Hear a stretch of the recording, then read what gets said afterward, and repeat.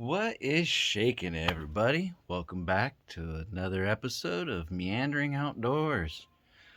If you're new here, welcome. If you've been here before, super glad to have you guys back. We have just been plugging along. As some of you may know, I had put a post up on the page. We were going to miss a couple episodes, a couple of Mondays, due to my grandmother passing. So glad that some of you reached out, condolences and everything. I really do appreciate it. She was 88 years old, lived a long, good life. She built a small army. There's a ton of grandkids and even more great grandkids. And she actually was around, and maybe 2-3 months before she passed, got to see her youngest grandchild have his first kid, which was her last great grandchild. So once again, you guys that reached out, thank you. It was very nice of you. I really do appreciate it. I've just been kind of plugging along. As you saw, it's been raining a week straight, lots of snow in the high country. We're getting ready. It's overcast, more rain coming in, and me and the knuckleheads just kind of been hanging out, keeping the fire going, keeping the house warm, watching it rain, as you saw. And on some of those days, I was out running around, looking for parts, tracking stuff down, went down the hill, found a salvage yard down there that had some stuff, a little shady, kind of a crazy place, had some bad reviews online, unfortunately, but I wasn't having anything shipped. I was going down there in person and pointing out exactly what I wanted, because it's just a salvage yard, no pull yourself kind of deal. They do that so they can try to get a little bit more moolah out of you. But the nice thing is, I was down there, I got the strikers for the doors that were missing, which are ridiculously hard to find. And I've been getting in here, doing some rust removal.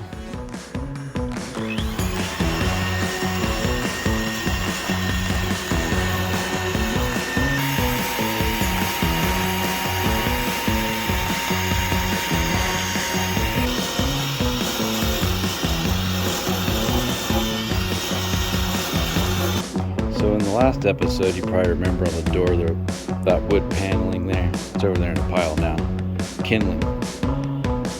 But there was this hokey wheel with a latch that the guy had put on here to bypass the lock, since with the wheelchair unit they put these goofy latches in. But now that I got that striker, that shuts correctly. I ripped all that junk off of there. Luckily, there was a little hole in the actuator for the door lock and everything that the guy had just put a piece of wire to hook that thing through, so that wasn't damaged, which is awesome, because now we have all the doors locking once again.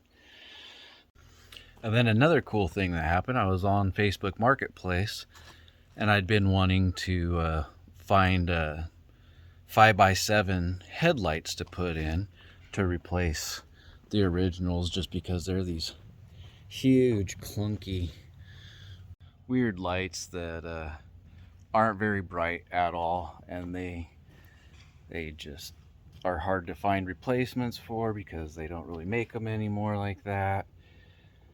But this guy on Marketplace, as I was saying, back on subject, he had a 98 upgraded to the early 2000s lights, I believe. Pulled the grill, the bezels, the headlight buckets, everything. $50. I was super stoked, keeping things on budget, trying to do this build nice but as cheap as possible.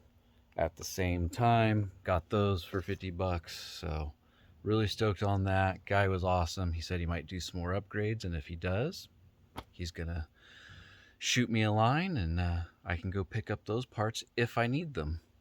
That's awesome, because that means I can go LEDs without just doing the LED bulbs, which they're so-so. And I still have the covering on. Haven't gotten the stuff yet to fix that leak around the door that I talked about. But I did find a trim piece, the rubber piece for that goes around. Get some Sikaflex to reseal all that once I dig all the caulking out of the gutter and channel so that I can reseal all that. I did silicone the windows. And so now it's just a matter of waiting till this afternoon and the next few days while this new rain system comes in and see if I got it. See if that works out. Fingers crossed. And so far with the build, I haven't come around anything super alarming. I knew there was some cancer in the rocker panels. We'll deal with that as we get to it. But for now, I'm kind of going to grab some simple green, spray this whole thing down, try to get it clean so I can get in there. Little bit of surface rust in some spots. Get that cleaned up, painted. I did get some noise cancellation material, so I can go ahead and start putting some of that in. And yeah, even with the rain, I think at this point I can kind of get things cleaned up. I'm going to use some 1x that was the old slats for the bed that used to be in here. That was really janky, if you guys remember from the last episode. Total destruction, getting this thing gutted. Yeah, that's going to work nice for framing out the walls, give me something to attach to. So I should be able, even if it's raining, get in there and at least plug away at a little bit of stuff. And we're probably going to miss another week, another Monday, just because I do have to travel to go to Grandma's funeral. So we'll be heading down, hanging out with the family and doing the service and everything, which will be nice. It's been a while since I've had the time and the opportunity for all of us to get together and hang out, because like I said, it's a small army. And one thing I did find is all the body mount bushings, basically actually all the bushings underneath this thing are shot. They're all dry rotted. 30-year-old vehicle, pretty typical, and I'm almost positive that it's all original. So just to keep it easy on mechanics, I'm gonna not do any of the floor system or anything like that for the time being. Make those bolts easy to get to so that I can get all that squared away, and then once those body mounts are done, we can just rock and roll, and this thing should start coming together somewhat quickly. I had cut the bolts that were sticking up. This is where they relocated the gas tank, relocated the filler to the back, so that's actually super nice. It's not over there in the middle, creating an issue with cabinet space and whatnot.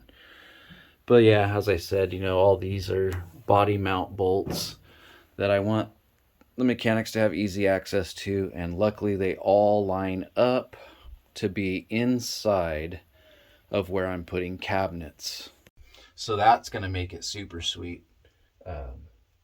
I'll be able to cut some holes out where they are. They'll be in the cabinets, they'll be hidden and everything, and then if we ever have problems in the future, we'll still be able to get to them.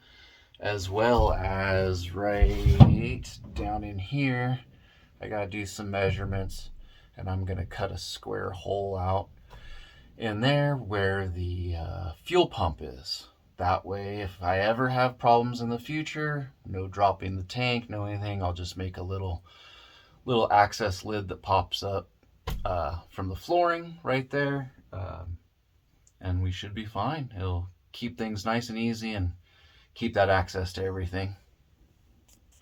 Mainly just because a lot of the builds I've seen happen, whether they were friends or just running into folks that have campers that they've built out, Sprinters, Econolines, Chevy Express, whatever it may be, they all seem to get gung-ho. They get in here, they do their builds, they just annihilate it, get everything put in, have some problems down the future, and then they have to start cutting cabinets and doing all kinds of crazy stuff to access to fix those things. So I've been thinking about this and a lot of planning, a lot of late nights drawing stuff up, thinking about things, doing the whole plan for the worst, hope for the best, fingers crossed kind of thing. And so far, so good. So with all that said, y'all, I am going to get to cleaning this floor. I need to go top off my simple green.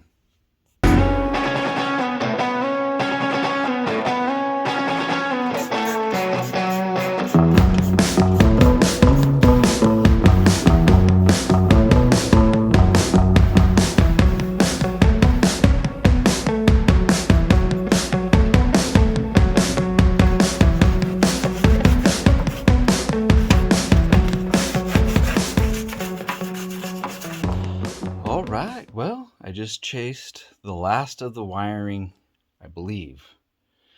I pulled the scuff pads or scuff trim, some of the last wiring from the controls for the lift. I'll cut that bracket back flush. That'll end up being hidden behind the wall. Pull that wiring out of there, and boy, is it gross. But I'll tell you what, I've been finding pennies and stuff, so that whole penny shortage thing because they quit minting pennies, it's a hoax. I'm telling you, it's a hoax. I've got plenty. If you need some pennies, I'm your guy. As long as they're the newer ones that are the zinc ones. If they're actual copper from back in the day, mine. Keeping them. Sorry. It's going to help fund this build. Oh yeah, and there was that live wire that I had found in the first episode of this build. I'll put it right up here. But anyway, I traced all those wires back from the engine compartment, got all that stuff pulled out except for that live one because I thought about it and it had come up and was in that old cabinet up over here. It was long enough. I wired it here and it goes through the isolator and is hooked up to the luxury battery. That will power the diesel heater. So that's going to work out nice, and it'll be underneath bench / bed that's going to be there. Because that's the other part of the design that we finally figured out we were going to do. Rather than do the bed how it was all the way across from side to side, it'll still work out that way once we get it in. But what's going to happen is we'll come out roughly 23 inches from both sides. There'll be a bench, and then a little walkway that I believe ends up being 23 inches as well through the middle. That way we can sit down, put a table in there, hang out, and then these will slide together, table removed, and we'll have our bed. That way it kind of gives us a little bit more room, move around if the weather is not great, and still gives plenty of room for the doggos up front, have their beds on the floor up there to stay off the bed with us so we can finally get some hopefully good night's rest when we're out and about on our adventures and whatnot. So that's going to work out sweet. Which also means the rear AC heating unit that was here, once I get that fixed and sorted, will stay, and we'll have an air vent going out, one out the front and one out the side for traveling, an air vent from the diesel heater popping out that way, sink and cooktop area over there, which there's a hole already there for my tube to go down, so the sink can drain out onto the ground when we're just out and about. It'll mainly just be water used for washing hands and brushing teeth, maybe rinse off a few dishes here and there, but it'll have a Y so it goes into a gray tank in case we're somewhere where we can't be dumping anything on the ground, switch the valve to the ground if we need be. Probably can't see too good, but I got brand new screens put on all 3 of the windows here, all the sliders. Did a little more caulking on the windows back here too. Went across the upper and down the sides of all 3 because I was still getting just a little bit of weeping, just a tiny bit of water getting in there. And I pulled the track out for the sliding window and everything, made sure the weep holes weren't clogged. Those were fine, a little bit dirty in there, but not clogged. But yeah, got that caulked up, and we'll see how she goes. It's going to be another doozy, so hopefully that holds. I hate chasing water leaks. They can be such a pain, especially when they come in one spot and then they run down, and you're finding pools of water in an area and it's coming from somewhere completely different. But anyhow, fingers crossed, we got it this time. I know this video in particular is kind of a little bit all over the place. I've been kind of all over the place, just dodging the rain, working on this stuff, and just having a hard time kind of keeping my focus with everything kind of going on and everything. But we'll get back on the straight path going forward here as soon as we get all these things taken care of and visit the family and go through those motions. But I just want to say thank you all again from the bottom of my heart, y'all that reached out. I appreciate it. Once again, I know I keep saying it, but I really do.